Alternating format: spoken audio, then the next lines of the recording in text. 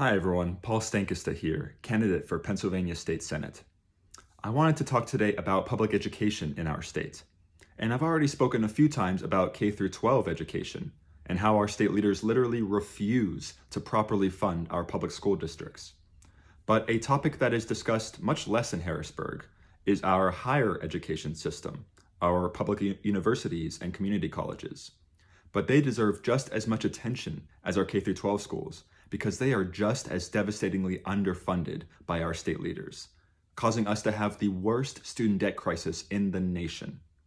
So I'm going to take a few minutes here and talk about the sorry state of higher ed in PA, how our leaders dug us into this hole, and what we can do to finally climb out of it and give desperately needed relief to our graduates who are being crushed under a lifetime of debt. Pennsylvania ranks 49th in the nation in higher education funding, second to last. We somehow invest less than half of the national average. As a result, students at our public universities and colleges pay way more than in other states, with our costs being 50% higher than the national average. In 2025, Pennsylvania students shouldered 63% of the costs of public higher ed institutions. Across the US, on average, students had to pay only 39% of those costs, with public funding paying for the rest of their public education. The hint is supposed to be in the name. As a result, our graduates have the second highest amount of student loan debt in the nation. The average PA undergraduate must take out over $16,000 of debt, which is 60% higher than the national average of $10,000. The only state with more debt per student is New Hampshire, which is a tiny state with a fraction of the student population and a much higher cost of living overall. It's really apples and oranges. For all intents and purposes, Pennsylvania has the worst student debt crisis in the nation, and it is debilitating, not just for the graduates who are crushed under a lifetime of debt, but for the neighborhoods and communities that they live in. Student loan debt regularly stops Pennsylvanians from buying a home in their community, from pursuing the job opportunity that they really want, starting a local business, and even choosing to start a family. Neighborhoods live and die based on our state leaders' decision not to invest in public education. Our state's lack of investment is fundamentally changing the calculus by which young people decide whether or not to even pursue higher ed at all. Enrollment in our public universities has been plummeting for over a decade. From its peak at about 120,000 students in 2010, it has been steadily declining ever since, scraping the bottom at just over 80,000 in 2024.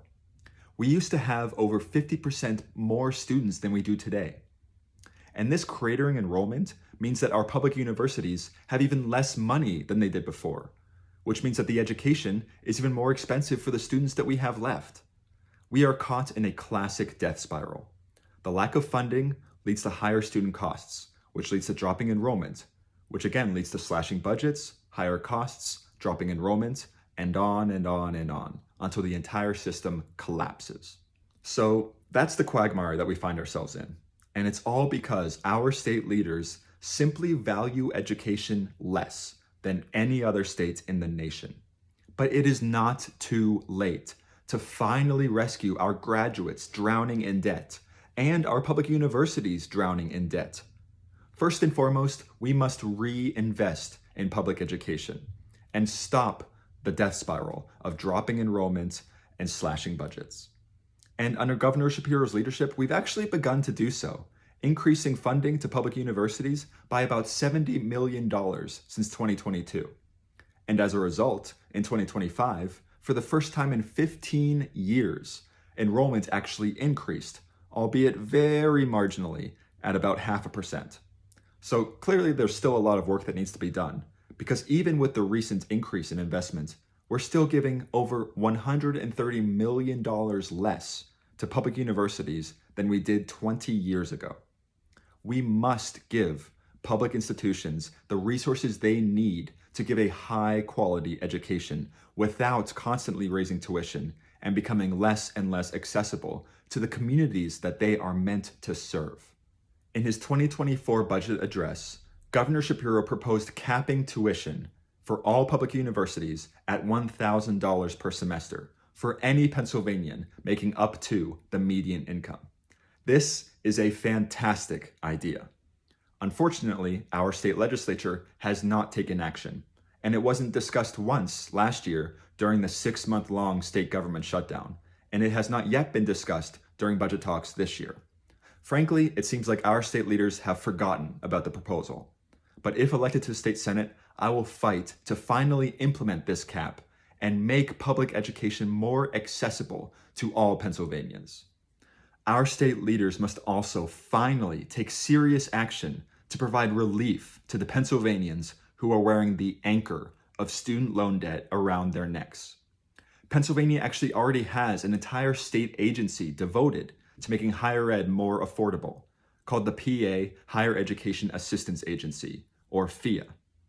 Unfortunately, PHEAA has been plagued by poor governance and disastrous mismanagement for decades, prompting a shameful sequence of scandals and lawsuits. PHEAA desperately needs new leadership and foundational reform, but that is a whole can of worms that I don't have time for in this video. I'll get to it eventually, but for now, I will focus on the other ways that our state can provide relief to student borrowers. Our state legislature must design more modern, innovative programs for debt relief. For example, at times, our state leaders have discussed, but never actually implemented, refinancing programs that would lower the interest rates paid by our student borrowers. As another example, just last year, Democrats in the State House of Representatives proposed a bill that would make tuition reimbursement provided by employers exempt from state income tax. Making tuition reimbursement tax exempt would also incentivize even more employers to offer this reimbursement to their employees. Or even better yet, our state could make all student loan payments tax exempt by deducting the loan payments made by borrowers from their taxable income. Given that people already pay exorbitant interest rates on their student loans, the state should not be taking another bite from that apple by taxing it as well. Our state leaders constantly give tax exemptions and tax credits and tax rebates to giant multinational corporations. It's time that our leaders extend that same helping hand to our young people and our neighbors who desperately need it.